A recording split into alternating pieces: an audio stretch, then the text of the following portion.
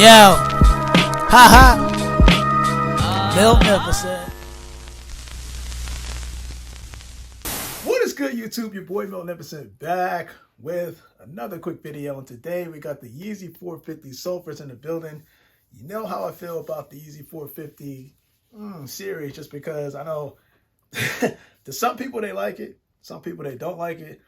But for me, comfort is everything. I'm not saying that this is the most plush shoe, but in terms of the feeling on the bottom of my foot, just the structure alone, I have more flexibility on this model series than I have in any of these model series, because we all know how most shoes fit. They're kind of like stiff to a certain point, or they'll have some type of comfort underneath. But this is, to me, one of the most versatile shoes that I can actually put on my feet. So with that said and done, bro, your boy's got the Yeezy 450 Cinders. I think the Resins is the one I have on foot right now. And of course, this is what I was meant, like, you know, we see Yeezys, we're so used to the whole Yeezy boost, right? So, you know, your foot sitting in there, feels plush. But that's not the series. That's kind of like not the case with the whole Yeezy 450. I feel like the Yeezy 450 is more so structured to, you know, to actually allow more density on the bottom of your foot, if that kind of makes sense. So with that said and done, man, let's kind of get into this box. And I wanted to show some people certain things because I felt like this was kind of interesting. So I ordered my Yeezy 450 through BSDN. This is the first time I've ever had this. And I didn't know how the shipping and all that stuff worked out, because usually you buy something overseas and you don't know what type of fees you'll be paying by the time. It could be port fees, things like that, by the time you actually get your package. The total price for this, at least for my Yeezy, I think it came out to, I want to say $207 or $206 or something like that. And during the day of the release, my inbox was blowing up with people saying, like, this shoe is sitting like ducks, blah, blah, blah, blah. And I actually checked yesterday to see if they were still sitting, and I couldn't find the availability in the Yeezy 450 Sulfurs as I did during the release day versus yesterday. So, you know, and then I go on StockX just to see how much it would cost. And it showed that, you know, you can get it and buy it from us now, right? Because it's below retail. Buy it below at the retail price. And it sounds good, but then when you add in the fees and the shipping, it actually costs more than what I paid for from BSDN during the actual day of the release. So I just wanted to kind of put that out. But BSDN usually ships it in this box, and it's kind of tight to me, so it's not like it's noticeable that it's a easy type of packaging. And they actually I kind of took this portion and kind of flipped it around, but you can see right there that they normally just put the invoice in there, and it also has shipping directions if you need to return the shoe. Again, this is me pointing this out because this is the first time I've actually done a order through BSDN. So with that said and done, man, let me open this box up so I can see this series. And it is a pull away. Oh, this is nice. This is nice. So you just take the box, pull the tag, or not the tag, pull the little pull tab kind of away, and then it just unfolds like this. And ooh, this is nice. I like the presentation. But here we go. 450 standard 450 Yeezy box. It's very slim, it's very light, much like the shoe itself. I can put that down here. I've been told by so many people that they either do or do not like the colorway. It is sulfur, so sulfur is like a pale yellow, if that makes sense. So let me see how close this pale yellow actually is. I'm going to open this up. Man, you know how I am with my 450 series. And I don't know if this is the last Yeezy 450 colorway to release this year, because you're going to start seeing more of the 350s. I think some more slides are supposed to come out, but there's also another re-release that was rumored, or still rumored, to come out for the Yeezy 450 Dark Slate, which was the darker version, or the black version, charcoal version of the shoe. And I think the closest I got into like a darker version of the Yeezy 450 was the Cinder. So of course, it does say, you slide it out, it'll say made in Germany. That's where the shoe was constructed, at least designed at. And ooh, okay. Let's take this out, because this is my first time actually looking at it. and it is a sulfur. It's a pale yellow colorway. I got this simply because it stands out. It stands out. It's no different. Actually, let me just take this off right now. Here's the resin, right? Here's the sulfur.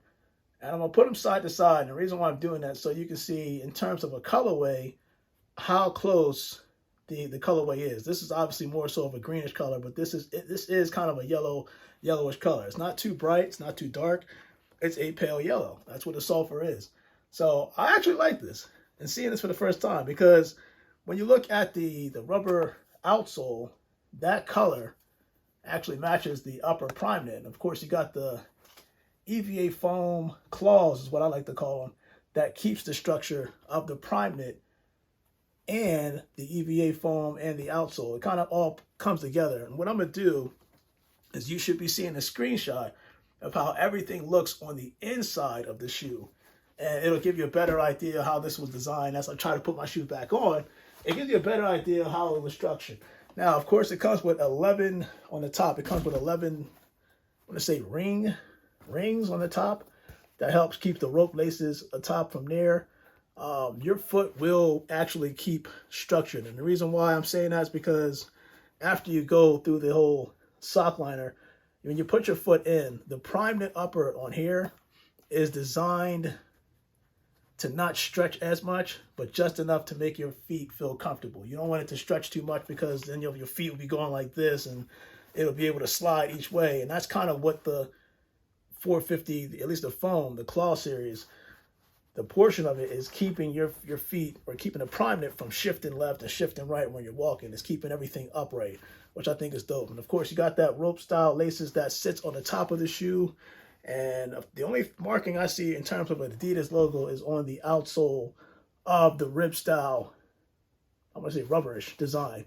But it does have a wave type of function. And this is what I was talking about. Like, so the bottom of your foot, it's going to see it. You're going to feel different types of density towards it. So each step you kind of take in the shoe is actually going to feel real flexible. But your feet has more freedom to move around naturally versus any other shoe you would normally wear. That's why I like wearing the Yeezy 450 series around the house.